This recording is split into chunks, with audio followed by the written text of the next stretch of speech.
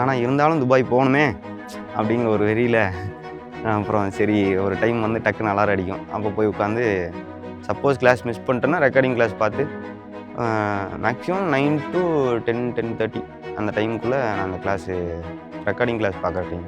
Class கரெக்டாக 8:00னா 8:00 ஷார்ப்பாக start ஆயிடுது. அப்புறம் ஒன்றொன்னா கற்றுக்கும்போது நம்ம புதுசாக அந்த ஒரு சிஸ்டமேட்டிக்கை பார்க்குறதுனால டெண்டர் எப்படி ப்ரிப்பேர் பண்ணுறது, டெண்டர் ப்ரிப்பேர் பண்ணி அதை எப்படி டெண்டர் விடுறது, டெண்டர் விட்டதுக்கப்புறம் சப்கான்ட்ராக்டர்லாம் எப்படி சூஸ் பண்ணுறது, சப்கான்ட்ராக்டரை சூஸ் பண்ணதுக்கப்புறம் அவங்களுக்கு எப்படி ஒர்க்கெல்லாம் அலாட்மெண்ட் பண்ணுறது, அப்புறம் சைட் ஸ்டார்ட் பண்ணுறதுக்கு முன்னாடி மேன் பவர், மெட்டீரியல், மிஷினரிஸ் இது வந்து நம்ம ரெகுலராக சைட்டில் பார்க்குறது தான். ஆனால் இதுக்கு ஒரு ஃபார்மேட் வச்சுருக்காங்கங்கிறது நான் இது வந்து தான் பார்த்தேன்.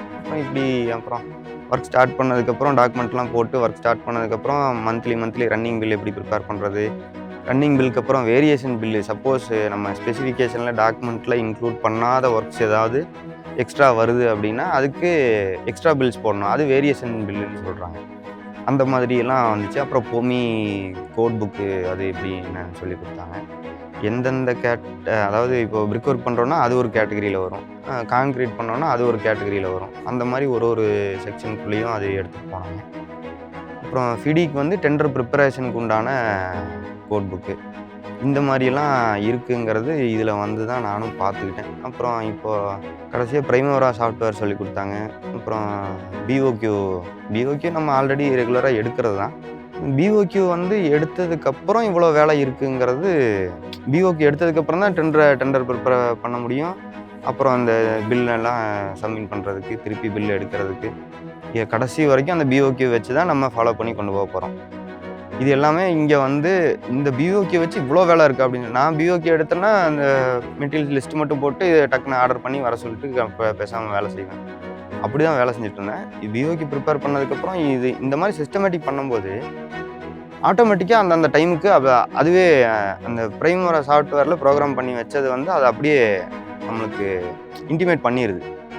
அடுத்தடுத்து இதுதான் பண்ணணும். ஒர்க்கு முதல் கொண்டு அடுத்தடுத்த ஒர்க்கு இவன் பெயிண்ட் அடித்து முடித்ததுக்கப்புறம் தான் இப்போ பட்டி பார்த்ததுக்கப்புறம் பெயிண்டர் வந்து பெயிண்ட் அடிக்கிறதுக்கு வரணும், பட்டி பார்க்குறவர் போனதுக்கப்புறம் பெயிண்ட் அடிக்கிறவர் வந்து பெயிண்ட் அடிக்கணும் அப்படிங்கிறது முதல் கொண்டு எல்லாமே அதில் அந்த ப்ரோக்ராமில் நம்ம எல்லாமே செட் பண்ணிடுவோம். அப்படி பண்ணி ஒர்க் பண்ணும்போது அது ரொம்ப சிஸ்டமேட்டிக்காகவும் இருக்குது. அந்த சிஸ்டமேட்டிக் பார்க்குறதுக்கு எனக்கு புதுசாக இருக்குது. அதனால் சரி நம்ம இதை ட்ரை பண்ணி படிப்போம் அப்படின்னு சொல்லி ஓரளவுக்கு ஓகேவாக இருக்குது, நல்லாயிருக்கு. இன்னும் நிறைய தெரிஞ்சுக்கிட்டேன். புதுசாக நிறைய தெரிஞ்சுக்கும்போது அது கொஞ்சம் இன்ட்ரெஸ்டிங்காக இருக்குது, நல்லாயிருக்கு. அப்புறம் ஃபஸ்ட்டு துபாய் போயிட்டு எனக்கு வெளியே ஒர்க் பண்ணணுன்னு ஆசை, சிஸ்டமேட்டிக்காக ஒர்க் பண்ணணுன்னு ஆசை. போனதுக்கப்புறம் ஒரு 5 வருஷத்துலேருந்து 10 வருஷம் ஒர்க் பண்ணால் போதும்.